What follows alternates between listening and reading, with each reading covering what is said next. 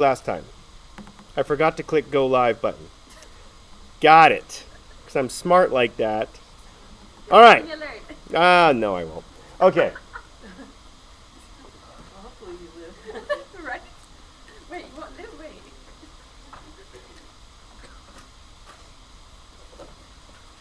Of course, I start the recording and I walk away from the computer, which is great. Okay. So last class I spilled coffee. But Right? it's a good shot. It was a good shot. There's like 1 cup of possibly spilled coffee. Oh, Angie's got it today. Where's my tennis ball? Okay. Oh, that's no fun. It just smells good. I've got a chai today with oat milk. Very tasty. Okay. Very good. Okay. Good morning. So what's this guy Helmholtz have to do with this class? Sadly, a lot too much in the second half of class today. What's Helmholtz have to do?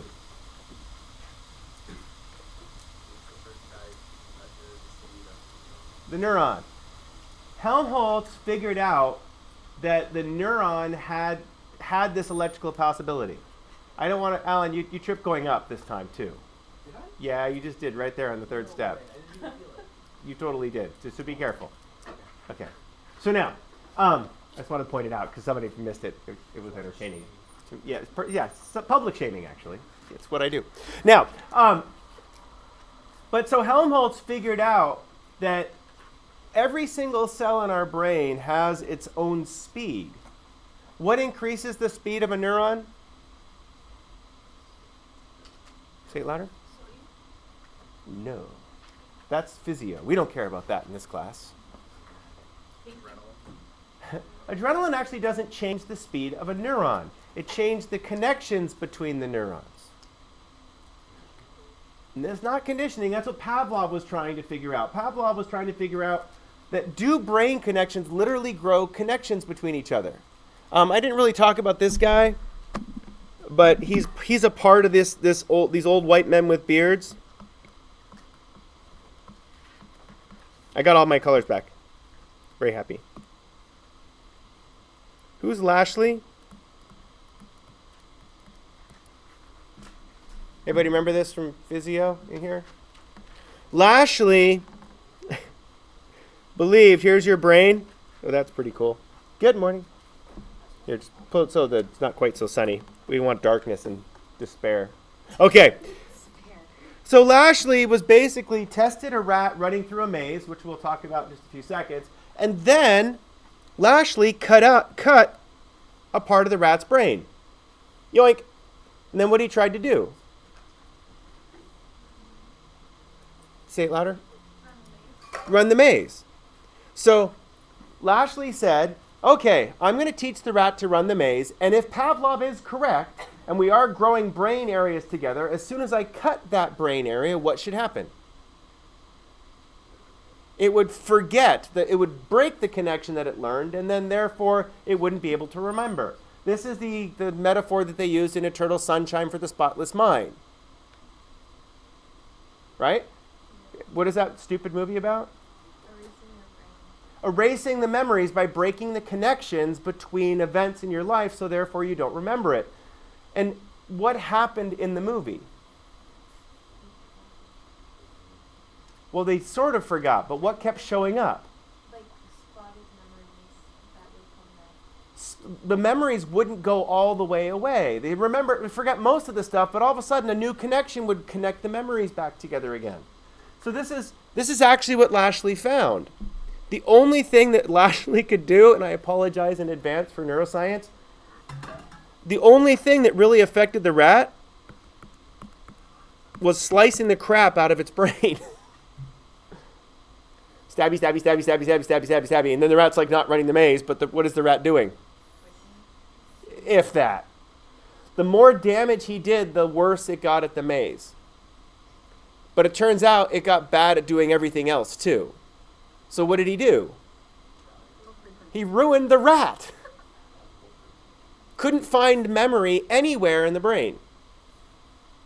Okay, and so when Lashley kind of failed at this, well, this is actually what we're going to be talking about the second part of class today, is what Lashley really came up with, is Lashley was on the right track. The problem is Lashley had bad neuroscience.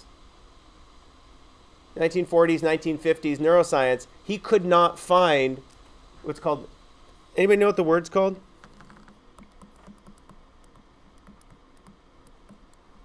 It's called an engram. Physical representation of a memory. It's an engram. Okay. Whew. So, again, you will find this story happens a lot. Somebody has a great idea. It leads to a whole bunch of research. And then what happens to their ideas? They're done. No, they don't get stolen because you cite your source. Peer review. We're good. It's called plagiarism when you don't cite your source, or when you make up the dogs you're cloning in Korea. You remember this one? Korean scientist claimed the first person to successfully clone a dog and published all this research about how to clone dogs. No one had cloned a dog yet. Why would people care about cloning a dog? No, I think it's more the fact that when Fluffy dies and you've loved Fluffy its entire life, you want a new Fluffy that's the same as old Fluffy. Never comes out the same. They always turn evil. Just saying. Okay. But, so he put all this research out that led to a whole bunch of people actually cloning dogs. When they went back to look at his research, they couldn't find anybody who worked at his lab. So when the South Korean government went to his lab to search for the people that worked there, they found an empty warehouse. Where did this guy do his research? He thought about it.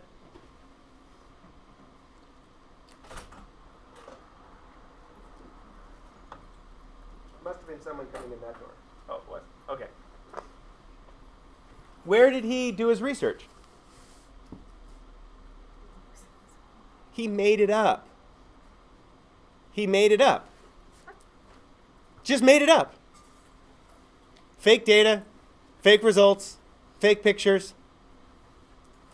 But it led to a bunch of other people doing research. And can you actually get a clone of your beloved pet now?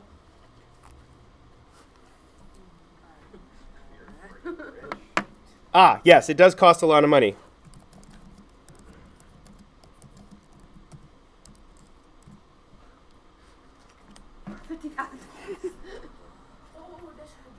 Yes, I know. You just want one right now. Didn't Barbara Streisand? Probably. And there's also a waiting list. But the personality is different, isn't it? Yeah. They're basically, you get a litter mate of the dog that you clone. It becomes an identical twin. But if anybody's known dogs, when you have a litter of dogs and they have a bunch of very similar dogs, can they have different personalities? Yes. Yes. There's a guy, Texas A&M was one of the first people that actually successfully cloned an organism. They have this big ass bull. That's their Texas A&M bull. And he used to just walk out, this longhorn steer or whatever. And he used to walk out on the football games, and he was super gentle. He never killed anybody. So they cloned him when he died. And then what did he do after the new one that they cloned? Stabbied lots of people. Because, this is a big-ass animal, and it runs into you with the big-ass horns. It pokes holes in you. And the owner of it said, oh, well, he's just an adolescent. And he kept justifying his stabbying of people behavior. Okay, sorry. So now, so $50,000 you can clone your dog, but that research was developed by someone who just made it up. But what's fascinating about this is as soon as somebody thinks something is possible, what happens? They figure out a way to make it happen. As soon as you think something's possible, it gives you the ability to try toward that thing. That's what's really fascinating about this whole stuff. Anybody remember when the Nokia flip phone came out? Yeah. Remember that? That was the shiznit. It was super thin. It was light. The battery lasted a long time. You flip it open to answer it. The guys that invented that grew up watching Star Trek. How did the old communicators work? Flip. Do-do-do. You could even get the Nokia with the flip do-do-do sound as the... We haven't quite got to the next generation with the little lapel ones, But have we got, everybody's been wanting a phone on their watch since Buck Rogers had one, man, 1940s and 50s. Inspector Gadget. Inspector Gadget had one that was even cooler, but Buck Rogers back in the 30s had a TV on his wrist that he could sit and communicate with and talk on, because that was like the coolest thing.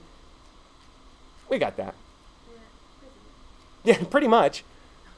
Anyway, so these guys, the reason why these guys are so important is that they started out trying to do something. As soon as Helmholtz figured out this neuron, the science toward understanding the mind just took off. Wilhelm Wundt's a dead end. How did Wilhelm Wundt do it? Like Lashley was a dead end. Anybody remember how Wilhelm Wundt figured out to study the mind?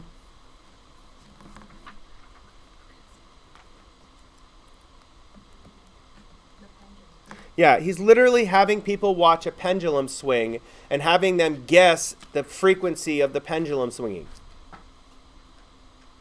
I mean, it's like very bad science, Mr. Wundt. But he's trying to figure out ways to try to measure this science. So William James, not Wilhelm, he said basically, stop trying to think about what the mind is.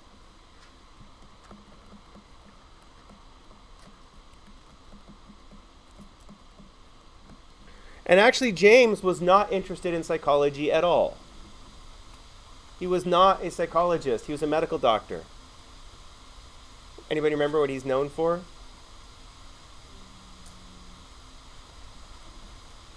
Textbook. He wrote the first textbook in psychology. He gave people a way to study psychology. And as soon as you write a textbook, what happens?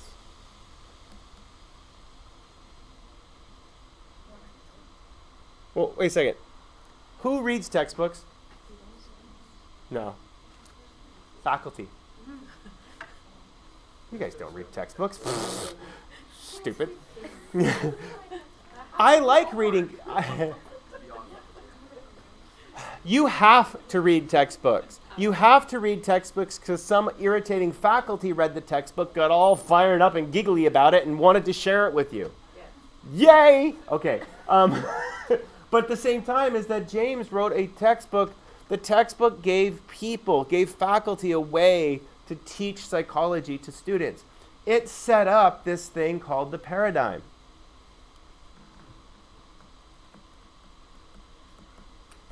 What is a paradigm? We just did this in my methods class on Friday, if anybody's in there.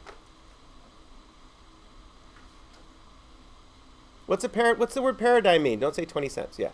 It's like you were saying that it's basically a way of thinking about the experiment. Perfect.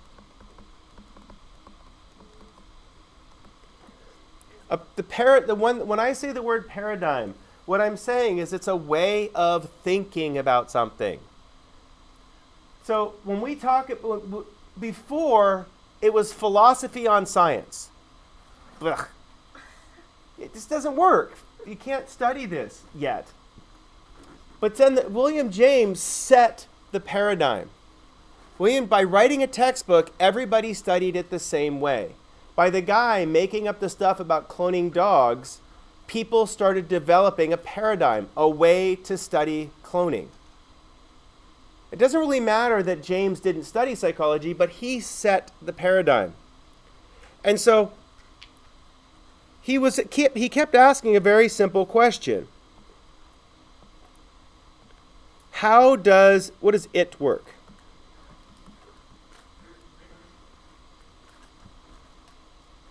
I wrote it there in white. The mind. How does the mind work? And if you start to understand how the mind works, then you can start to figure out what it is.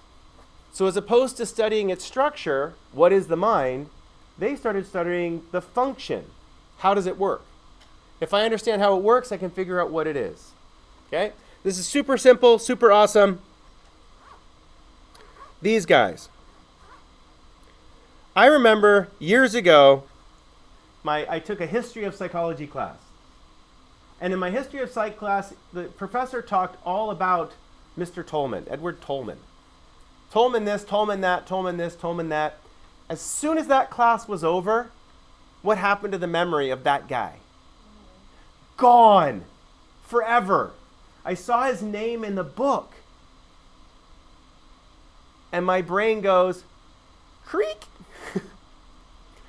What the heck is this guy? I know this name. Why do I know this name? So, of course, this is what I do, is I start looking stuff up. That's the rat in a maze guy. We talk about, oh, humans, we're just a bunch of rats in mazes, man. That's the guy. He's the first one to make a maze. What's a maze? Well, how is a puzzle? It's like a puzzle, but how is it? It's only one way, only one way. There's a solution to a problem, right? No, but you're right. So I'm going to draw this. I'm going to draw this in a grid in white, and I'm going to in this red color. The rat has to follow a certain prescribed path through this grid in order to get to a reward. How do I know the rat is learning? Okay, so I measure the speed. Okay, how else do I know if this thing is learning? But how do you measure accuracy? It's kind of obvious when you say it, but well, that's the speed. So the faster the rat gets through the maze, but why can't the rat, and this is actually kind of funny, a lot of you, did anybody take AP Psych in here? Did you have to train a rat? No, in my daughter's school, you have to do a project for the Patrick Henry, and a bunch of students bought rats. Rats are great little pets. My friend right now has a rat named Gordo. You can gather why it's named Gordo. But anyway, Gordo was snake food. And this, because they have a couple snakes, and this, when you throw the rat in there and the snake goes chomp, and then the rat's less than it was before. Well, Gordo, they threw the rat in there, and Gordo just kind of walked around, curled up next to the rats or snakes, and went to sleep under the heat lamp. The snake said, okay, and didn't eat Gordo. So the week after, they threw Gordo, they put Gordo in, they have a feeding cage, put him in the feeding cage, and Gordo goes over to the snake, curls up again by the snakes under the heating lamp. And the snakes didn't eat Gordo. So now, after 3 weeks of having said rat, it has a name. And now it's officially become not food, but a pet. And his son now takes care of Gordo. Gordo now reaches out his hand and goes like this every morning. You can just see it. Gimme! Gimme, gimme, gimme, gimme! Brock drops food in Gordo's hand. Gordo grabs the food, takes holding it in one little fist, munch, munch, munch, munch, and looks around like, hey. So Gordo now officially has a name and a personality and is not food. So whose pet is he? It's the son. The snakes. They don't let it near the snakes because they're afraid that Gordo's going to get eaten because now it has a soul before it just was food. Whatever. Okay, but the life of Gordo. So how do I know that Gordo is learning? It's really simple. I can measure the speed, but Gordo, if I put Gordo by the snake, and he should run away from the snake. It should be instinct. That's what it should do. But Gordo doesn't understand the paradigm. And for the snake, because Gordo didn't move quickly, what does the snake assume? Not food. Usually when you put the rat in the cage, you put the rat in a paper bag, and the rat rustles around in the paper bag, and the snake goes, oh. And then the snake pokes his head in the paper bag, and the rat goes, week, and then the snake goes, chomp, twisty, twisty, squishy, squishy. And every so often the snake swallows a part of the paper bag too, but that's not important. Okay, they're ball pythons. They're about this big around and about this long. They're super lazy. They're super lazy. They're getting to the point of age where you have to kind of kill the rat for them and hand it to them. Yeah. Yeah. There's one of them's really old, like 20 plus years old. Really, really old. Yeah. Anyway, so if I put Gordo in this situation, Gordo's most likely just to stay in the first square and go, I'm good.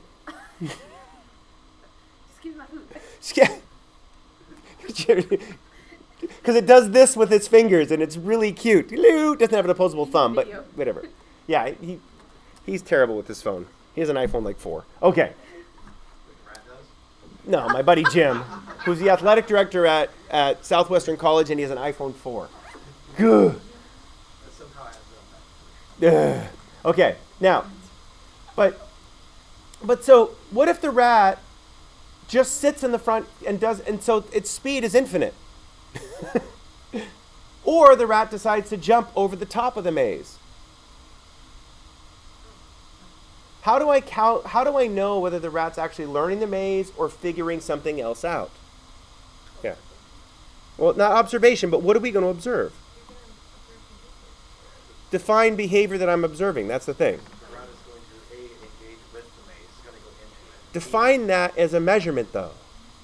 That's what I was getting to. Okay. So because you're going to measure then how many times it stops to make a decision at the corner. Oh, jeez. That's way too cognitive. That's this class, not behaviorism.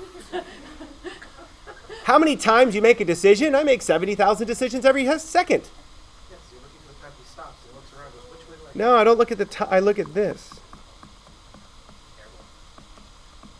I look at the number of times he goes in. Well, this is behaviorism. So but I can't. Not going around the corner is speed, right? But so if the rat runs very fast all over the maze, his speed is high, but what is he also making a lot of? Errors. So the combination, somebody said this actually really fast right at the beginning when I said it, and I kind of ignored it. The correct answer is this. Fluency is a speed-error trade-off. When you are fluent in a language, you can speak very, very fast and you don't make very many errors. This older gentleman today comes into my office and there's a lot of classes, like the Arabic classes are right around my office. He comes in, he goes, I need professor. I'm like, oh, okay. And he goes, Arabic 120. I'm like, okay. So I'm like, I got those words. His English is not so great. But at the same time, as he's using the simplest words that he can use to try to find the teacher for his Arabic class. He can't find him anywhere. So I pull up the schedule, and as opposed to trying to talk back and forth with him, what do? I point, and then I take him there. Because I don't have the Arabic vocabulary to explain it to him. He doesn't have the English vocabulary for me to unpack what I'm trying to explain to him. So like, come on. And there's this little woman, she's like this tall, that keeps coming into my office and asking me questions. She's super nice, but she was looking for her Arabic class, Arabic 10, American culture, like the first one you take. And American culture, which is, I think it's Arabic 10, like 010. Anyway, she was there. She goes, what does TTH mean? She was there on Monday. Well, it's just, but as soon as they get to 121, what happens to the ability for students to ask questions? It gets better. That's Fernando. Because they produce the behavior faster with fewer errors.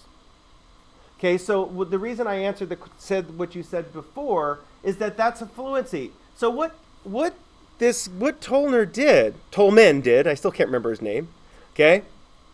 What Tolman did was he studied the behavior of learning. And this is something that's really fascinating. He really set up the idea that we have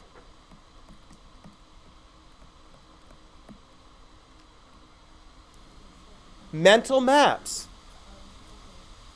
Mental maps. Do we have mental maps? Yeah. He did not realize it, but you actually do make mental maps with your part of your brain called the hippocampus. You create grids. He figured this out long before he understood.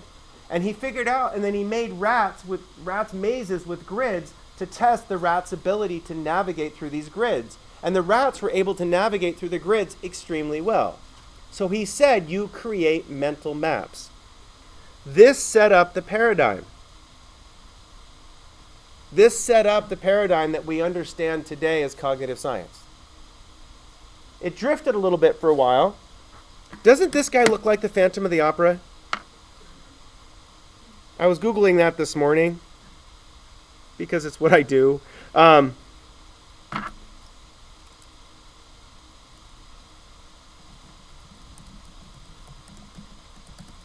It knows what I'm talking about. He's already looked it up. No, the original Phantom of the Opera. See that? See that guy? That pose right there.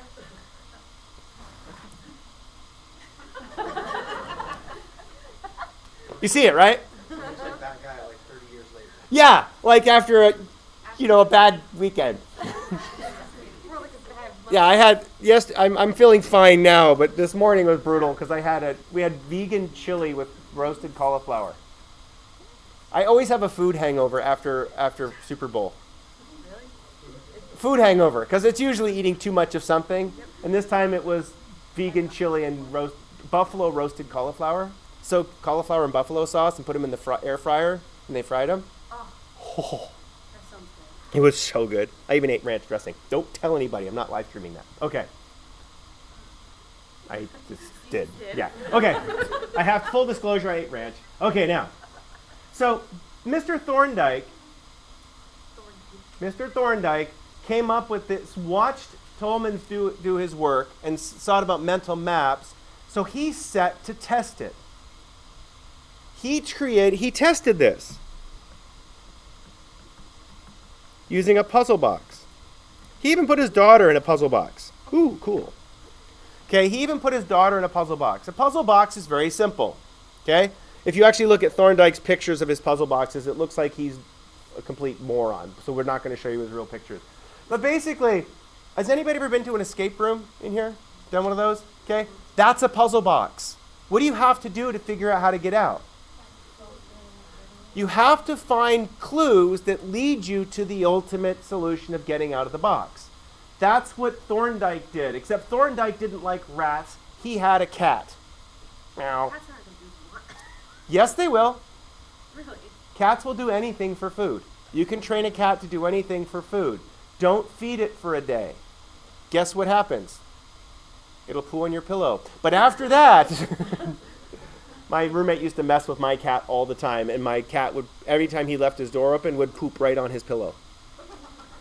So who's training who? Exactly. My cat was a malicious pooper. She used feces as a weapon. Okay, now, That's pretty. chemical warfare. But, Hogan, what a fine cat.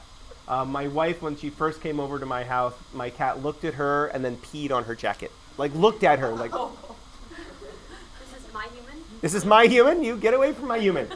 And she died of kidney failure. Anyway, she was very obese as a cat. Okay, so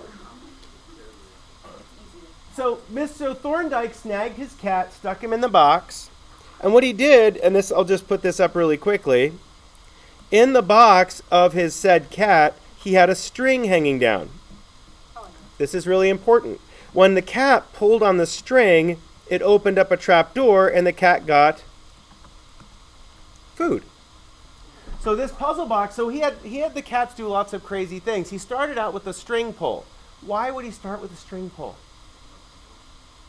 But why is it simple? Because cats swipe at strings. It's a high probable event. So we talk about probable events. If a string's hanging there, the cat's going to swipe at it. If you go to the zoo and watch the big cats, they do the same thing. The big panther, the big black one that's lying there, it's a puma, whatever, is lying there and it goes, and it's like batting at the rope hanging from it. There's a, Box in there, they'll sit in the box. yeah, But not the bed. no, the box. No, they want the box. Yeah, they want the box. always wants And then there's an ocelot. Anybody know the ocelot? The big, really big ass African cats, not the giant cats, but they're like 30 or 40 pounds. They're really neat looking. Well, they're usually over in the back behind the bugs by the kids part, and they smell just like a freaking cat. Oh, anyway, but they act just like house cats, just really big house cats. No, they're very slicey. They will shred you very quickly. So the thing is that the cats were able to figure out how to get out of the box. And so we measured the fluency. Thorndike measured the fluency of getting out of the box. He puts them in, starts the stopwatch, and measures their behavior. So if the cat just starts pawing over at the door repeatedly, how do we count that? Error, because it's not the way to get out. So it's the first time the cat's in there, pissed off, and eventually will bat at the string. And as soon as it bats at the string, it pulls the spring, the door flips open, the cat looks over and goes, accepted, and leaves. The next day, getting the cat in the box requires stitches, however. But getting the cat in the box the next day, you close the door, you set the spring. The cat looks at you, looks over at the thing, goes click, and gets out. Time decreases, errors decrease. We say the cat is learning. Change in behavior over time, learning. So Thorndike basically came up with the idea that our behavior operates on its environment. That's what he says. Your behavior operates on its environment. It has nothing to do with mental map, but it's really this. And again, whoa, sorry. I'm just going to write the formula out, and I don't expect you to remember it from this class, but I do expect you to remember it from intro. By the way, as I'm writing this, anybody red-green colorblind in here? Okay, good. Because I'm writing gray on a black background, which doesn't work well for red-green colorblind people. Okay, so what does this letter B mean? Behavior. What is a stimulus that's a reinforcement? What does that mean? Okay, so what's a stimulus? Uh-oh. It's really important to understand stimulus before we get down below here.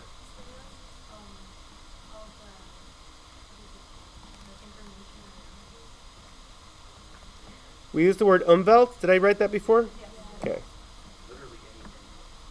Any perceptible sensory input, it can be a stimulus.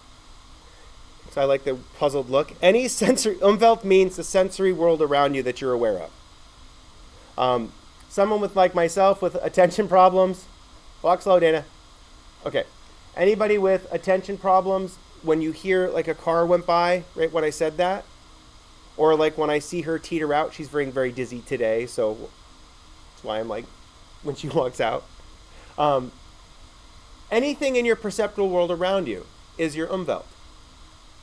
And so what determines whether a stimulus is a reinforcement or a punishment?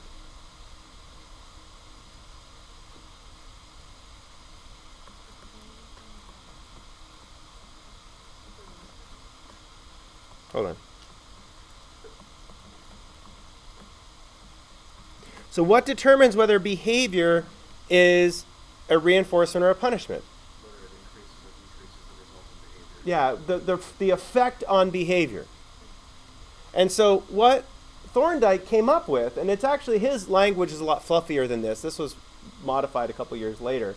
But any behavior that has pleasurable consequences, the organism is likely to repeat that behavior. Any behavior that has detrimental, that is unpleasant or aversive, causes a decrease in that behavior occurring in the future. He kind of codified what became operant today. He basically codified all behaviorism. So really this was after Pavlov, and he really didn't think about classical conditioning that Pavlov did. What he really thought about is that, wow, I put this cat in the box. How do I know the cat doesn't want to be in the box? The anger, and it tries to get out. As soon as it gets out, it's not trying to do anything else, so therefore it is satisfied. Is being in the box a reward or a punishment? How do we know?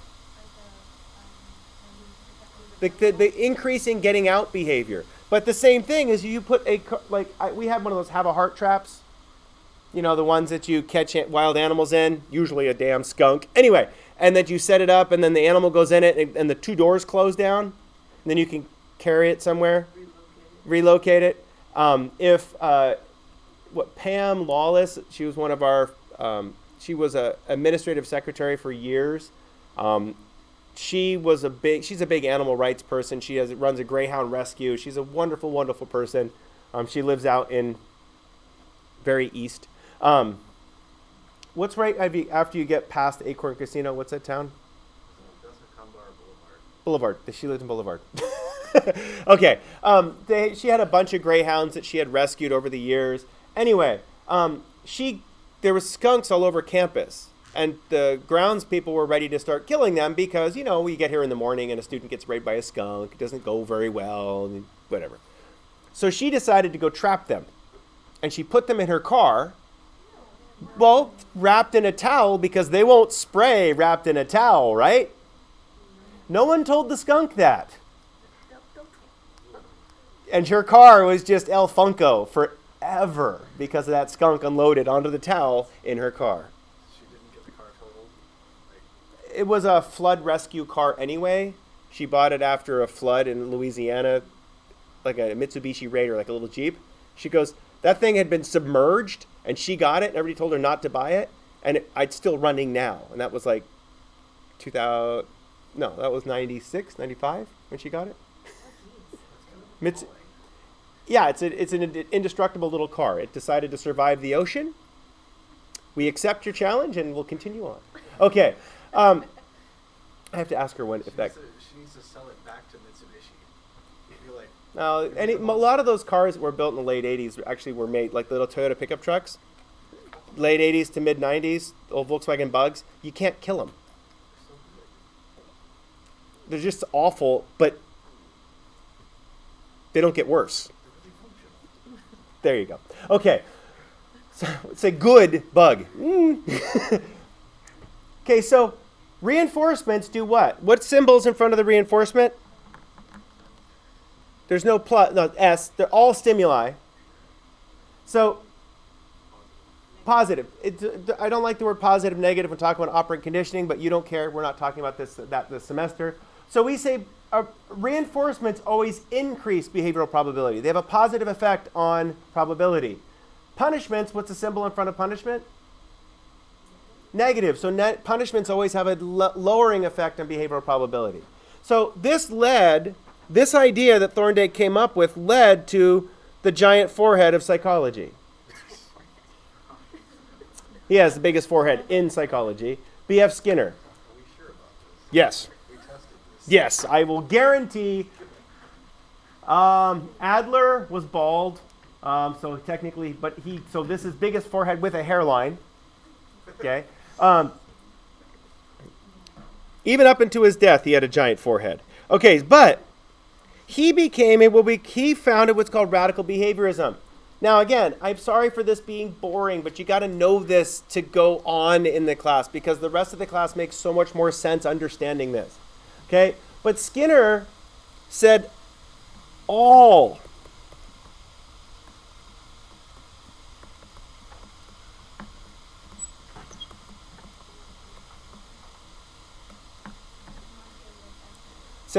behavior is learned.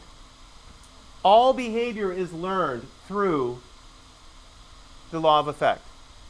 And a couple of you in here, including Donna, have taken that behaviorism class, and we spend all semester proving it to you. And it does work-ish.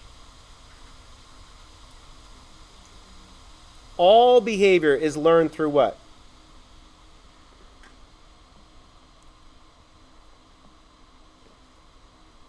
Through this law of effect. And Skinner proved it. Stimulus, response. The problem with Skinner's paradigm, it's called radical behaviorism.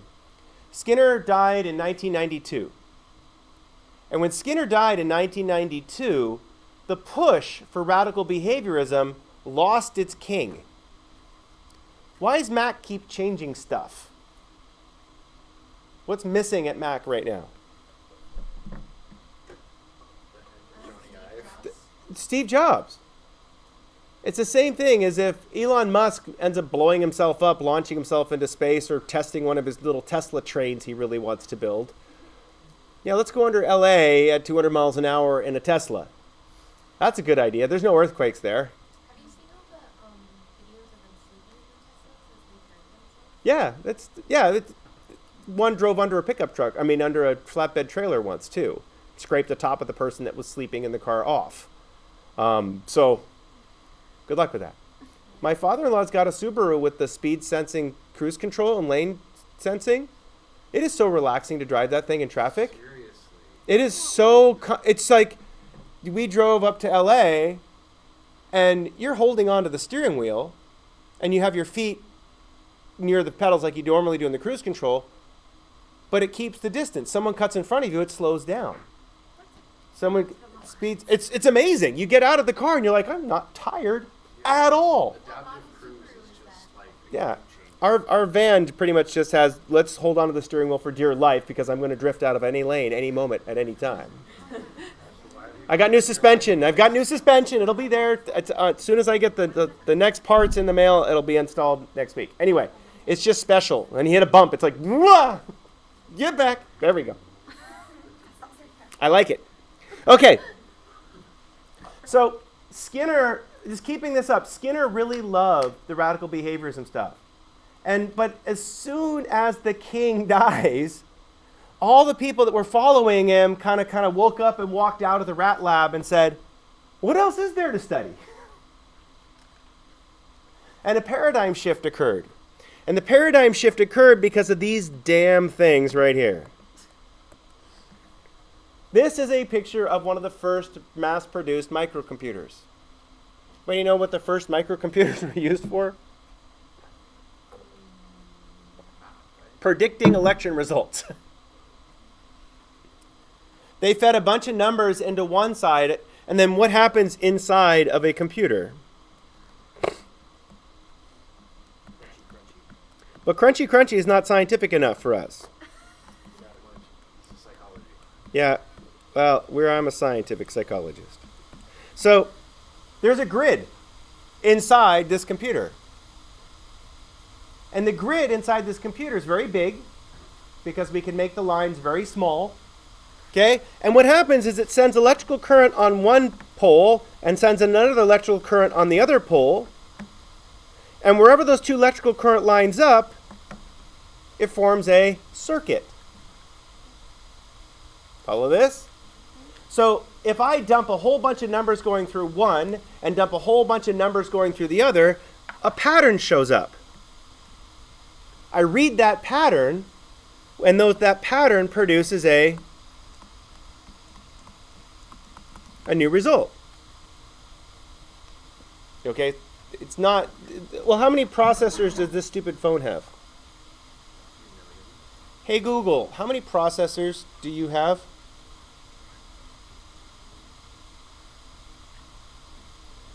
How many processors do you have? According to CNET, that's one chip with two complete microprocessors on it, both sharing one path to memory and peripherals. If you have a high-end gaming PC or a workstation, you might have... How many processors are on a Google Pixel 3? According to NDTV Gadgets, Google Pixel 3 summary. Powering the phone is a Snapdragon 845 processor. The phone has 4 gigabytes of RAM and comes in 64 gigabytes and 128... Okay, stop it. Okay. 4 gigs of RAM. That means it can hold 4 gig is 1,000 megs, which is 1,000 kilobytes. So it's 4 million bits of information, 4 million lines going one way, and 4 million lines going the other way of data it can process at 850 times per second. And we carry them in our pockets. And so this, I don't know what this, I'm not going to ask Cortina or whatever its name is, what it has, because it will say, I don't understand. Okay, but so when my phone right here can process millions and millions of pieces of data, and all it's doing is looking for where those data line up. And when those data line up in a certain way, it produces an output, a behavior. So when I show you what's down at the bottom of the slide here in just a few minutes, we're using microcomputers to solve the brain. But as soon as the idea that humans might be a computer might be a computer. They didn't actually call computers when they first started. They called them artificial intelligence. The first computers were called artificial intelligences. Well, had a box that had artificial intelligence. Why did they start calling them computers as opposed to artificial intelligence? Say it louder. But why did they change the name?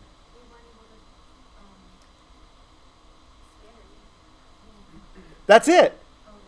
They immediately started getting science fiction authors writing articles about these computers, artificial intelligence is becoming conscious and taking over the world. Cyberdyne Systems 2000 came online. Okay, you know, our former governor. Strange world we live in, isn't it? Okay. But literally, that's the science fiction of the time freaked us out about computers becoming alive and taking over a world. George Orwell loved this crap and wrote a ton of stuff about the world being taken over by computers. Or the house that kills the parents so the kids can play. There's a really great episode where there's a nuclear war and all that's alive are all the people's houses that makes coffee for them every morning, and all the houses are still alive and functioning, and then there's no people left, but the houses are continuing to serve. It's a great. There's a really lot of, but that's why they don't call it artificial intelligence. They call them computers because a computer just does math. Well, computers were calculators. And then anyway, sorry. So, Texas Instruments. Good job, buddy. Open up this guy. Probably the only time you'll hear about him. He's got those great serial killer glasses. Yeah. Okay. Sorry, Ulrich. We're drifting out of the white men with beards, and now we're looking into the condescending old white men section. Clean shaven. Okay, but Ulrich Nesser founded the first lab in this class, cognitive psychology. He was the idea that we bridge this idea of a circuit, a microcomputer, into our consciousness. The humans have this idea that of a circuit or microcomputer into consciousness. Fascinating. But we're going to talk a lot more about Nesser as we go. But I wanted to show you where we're going in this class. The second chapter in the textbook goes into way too much detail for you about where cognitive psychology is now.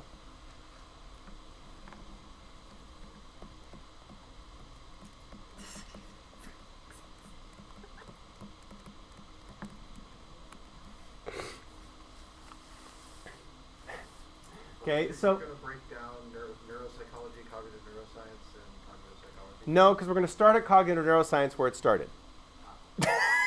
So yes, but not yet. I appreciate it. Yeah. So My ultimate major is neuropsychology. yeah. So neuropsych is the other side of cognitive neuroscience. So you have to wade through the swamp before you get to the other side. It's going to be sticky. Are we ever going to Yes. get to the other side? Probably not in this class because you have to learn how to speak cognitive before you can go to the neuroscience side. So cognitive, we start out with cognitive neuroscience because this is the answer. So where we eventually want to be when you study cognitive neuroscience is you want to be at the end of this. And the end of this is we want to be able to map out the brain and watch the person's brain and know what they're thinking. Do you think that's possible? Yeah, Well, but fMRI, I suppose. we're going to talk about fMRI and all that other neat stuff in the next 20 minutes or so. But I'm going to tell you that we're not going to figure it out. And the reason is, and it's the reason why behaviorism was so awesome, but also failed. Which is the same reason that these mental maps that he thought of are true. We found them. But at the same time, it doesn't do a good enough job. And that's why we get to later stuff in the class, like language. It's really complicated. And trying to understand this all the way from the idea of the first dude that we've talked about, I think they're missing the point. A lot of what psychology is us, not our brains. Okay, so I just want to do this very quickly. If you've taken physio, this is a very radical oversimplification of how the brain works. But I don't want you to get bogged down of how the brain works in this class. So, how does a neuron communicate? Okay, so it's got chemicals, and it's got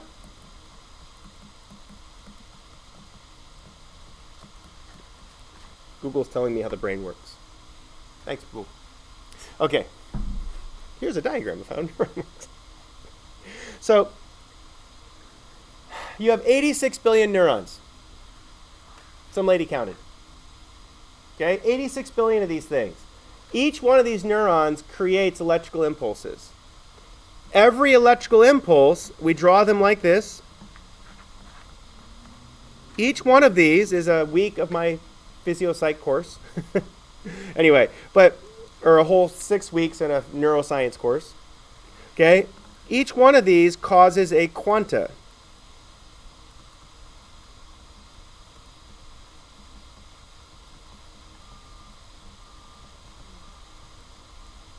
So the word quanta, always remember the Australian Airlines Qantas, to remember this.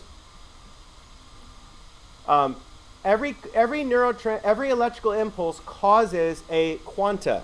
Quanta is a fancy way of saying amount. Say it louder. Pretty much. It probably has someone the sensitivity set it up real high. And so someone goes by and downshifts because they know it's going to set off the car alarm. I didn't hear it until you pointed it out. So thanks, Stephanie. Okay, so now, so we'll use the car alarm as an example. So every time that produces a sound, audible frequency, it just shut off. That frequency is vibrating the air at a certain frequency. When it hits the tympanic membrane of your ear, that ear moves a fluid inside your ear. That fluid moving inside your ear bends hair cells inside your ear. When the hair cells bend inside your ear, it sends a signal to your auditory cortex saying, I know that frequency. Right? Has anybody ever had that sound in their head, dee, and there's nothing outside? Yes, that's that little frequency. Most of the time that is caused by either hearing a very loud sound, like if you, explosions or gunshots or things, you hear that, dee. Well, that's literally that cell in your brain firing, me, and it's releasing a neurotransmitter. When that neurotransmitter releases, it creates the effect of sound in your consciousness. So it's pretty simple. So how does it's not just a beep sound. What is it? Beep, beep, beep. And so because it's at a regular frequency, you have this burst of transmitters followed by a lapse in transmitters, followed by a burst in transmitters, followed by a lapse in transmitters, back and forth and back and forth. And then eventually your brain goes, I get it, quit it. Then what happens to a regular sound like that after a period of time? If you stop listening to it, it's not sensory fatigue. It's conscious blocking it out. Freud would talk about the word repression. You actively just kind of opposite it. Is it the same like thing that when you use after 12 seconds you can't smell anymore? Oh, trust me. After that chili, you can. That's not funny. It's funny to me, but it's not funny to other people. Anyway, no. Yeah, like I have a cologne that I wear that my wife loves, and I hate it. And the reason I hate it is I sprayed it once, and as I sprayed it and aspirated a bunch of this nasty, and the taste of a cologne is not what it smells like. No. So I smell it on, and my stomach immediately starts to hurt. And she also bought me beard stuff. Well, no, I put it on my face and it makes my beard less pokey, and then she gives me a snuggly hug and goes, oh, you smell nice. I'm like, okay, so why do I wear it? No, I like snuggly hugs from my wife. It's perfect.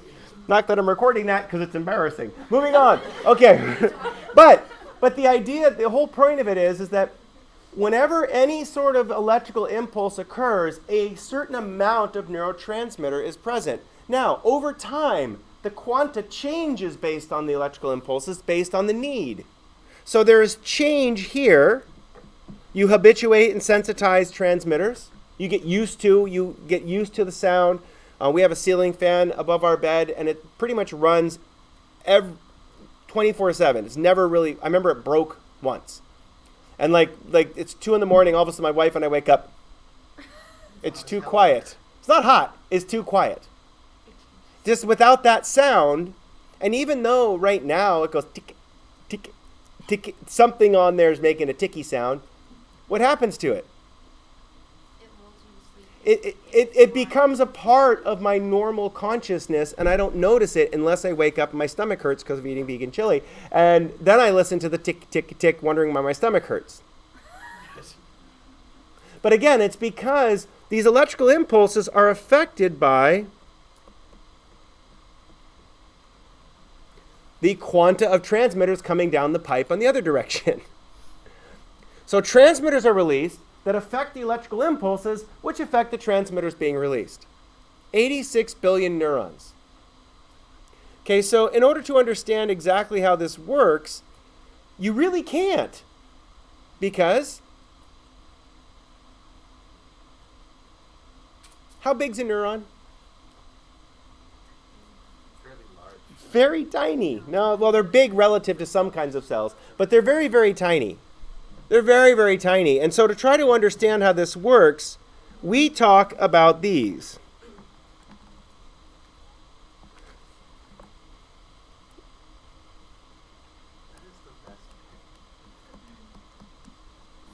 I think that's how you spell it. It's a new word for me. I learned it this year. Hey, Google, how do you spell voxel? Voxel is spelled V-O-X-E-L. All right, thank you. Okay. So I'm assuming one of you knows what a voxel is. I'm going to guess you know what a voxel is. Oh, okay. So this is something good. Yay. I can make whatever it is up now. Okay, so a voxel. A voxel is 1 cube of brain. Pixel is P-I-X-E-L, right? I wonder if it has anything to do with a voxel. It's a pixel. So what's a pixel? So this entire screen is made up of pixels, right? And so like when I draw with this sparkly pen, can I zoom it in and look at the pixels? Oh, it's about as close as I can get. But what do you notice about the edge of this now? It's jagged. And the sparkles aren't really sparkles. What are they? They're blotches, dots of slightly different, brighter colors than it is. And in fact, there's a pattern to it. If you kind of look at it, you can see the pattern. So the closer you look in, you see the pixels of this image. If I take Mr. Ulrich Nesser here and zoom in, can you see the pixels on him? You notice how it's not quite as smooth as it was before. Compression, because when you zoom out, you don't see the individual little light molecules that make up. One of these pictures I just stole directly off of the Google Images. It's a terrible photograph.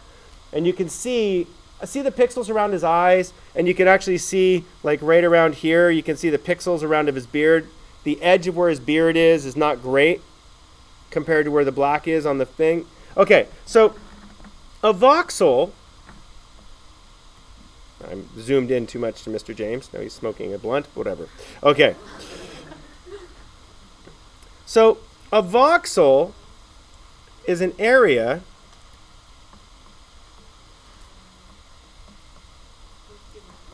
where I'm going to go back from hello. Did everything work good for you this morning? Perfectly. Sound was on and everything. We were playing Mr. Oysterhead. Life is good. Awesome. I just want to make sure that I programmed it right. You did. It's awesome.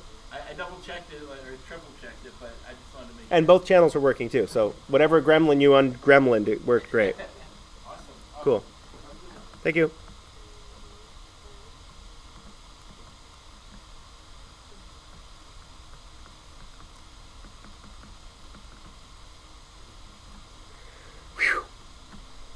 So you're going to start to hear about things called fMRIs. And we're going to sadly talk about voxels and fMRIs way too much in this class. Because that's how modern Lashley is looking in the brain. Magnetic? Probably missing a few letters.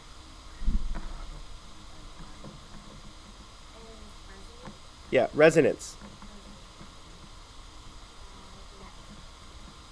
Magnetic. Okay. I can nutshell this very easily for you. Okay? I have actually sat in one of these machines before. I'm very excited about this. I got a couple years ago, I'm a part of what's called the SAGE study. The SAGE study is where they test the same individuals over the course of your lifespan to look at cognitive and mental changes throughout lifespan. And it's kind of fun. I've been doing it for 20 plus years now. And one of the most interesting things about this fMRI is how many people have been in an MRI before in here? Raise your hand. I've had 4 or 5 MRIs on various sports-related injuries. And what they do is they put a really big magnet around you. And they turn it on and they charge you up. You can feel your skin kind of bubble a little bit when they turn these things on. And hopefully it took out that nipple piercing. Otherwise, bang! Oh! Okay, just kidding. Now, so then, I'm sorry, I'm 12. Okay, so when they turn the magnet on, all of your molecules in your body, specifically in the water molecules, spin the same direction. When they all spin the same direction, they all line up toward the magnet. North-south on the magnet. Then when they shut the magnet off, what do the water molecules do? They return to their normal orientation where they were happy before you turned on the magnet. And when they turn, depending on the density of the object, they turn back at slightly different rates. The more liquidy the object, the faster they turn back. The slower the more dense the object, the slower they turn back. The computer records the electrical signals from them turning back, fill in physics here, and you can see a 3-dimensional image. I've got a bunch of MRIs of my mother-in-law. I've got a bunch of MRIs of some of my students. I had a wonderful student a couple years ago who was taking classes because he had a massive brain tumor and he wasn't going to live very long. So what did he do?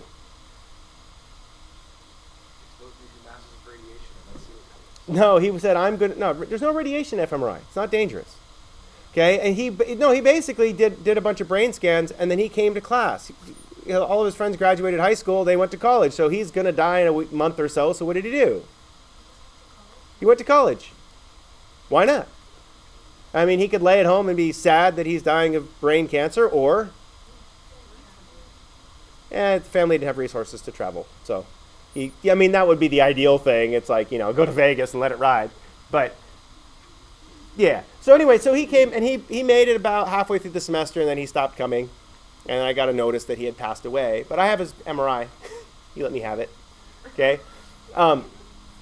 Really massive tumor on the middle part of his brain, so there's inoperable. It couldn't do much. He had a really hard time with vision because it was affecting where the optic nerve comes in. So the MRI is really good at structure. But for cognitive neuroscience, we want to find the map. We want to find this Tolman's map. So what we do is we have you run a map in your head. Like one of those word search puzzles where you have to find the little path with your pencil. And then, right as you solve it, we tell you, okay, think about the map, and then they turn on the machine. The machine records oxygen differently than water. Oxygen differently than water. So it not only reads oxygen molecules, but it also reads water molecules. So why do we care about that? Blood flow. If you're using one part of the brain more than another part of the brain, it uses a lot of ATP, which uses a lot of oxygen. So by measuring where the oxygen is in your brain and the water, what do we get to see? What part is firing electrical signals at the same part as which physical part it is. So what this little voxel is a cube of different color resonance. The redder it is, the more oxygen it's using. The grayer it is, the less oxygen it's using. And so by listening to the brains of people doing stuff, and I'll get you the couple links here in a couple seconds, they start to map out the maps in our brains. But the problem is what do you think they found when they first started doing this? Different people have different maps. The research I'm going to show you here in just a minute was done on five people. And all 5 people had very similar maps. Because the voxels that we use now are large. What's the difference between Minecraft and like a modern game? Pixelation. So our modern fMRIs are better than the ones from 20 years ago. 20 years ago, we had very large pixels. But now, fMRIs are getting, so their pixels are getting smaller. So the voxel detail is getting more and more high resolution. So let me just show you this little clip here. Should be able to go to that clip, but anyway. So, is there a way to pause the live stream?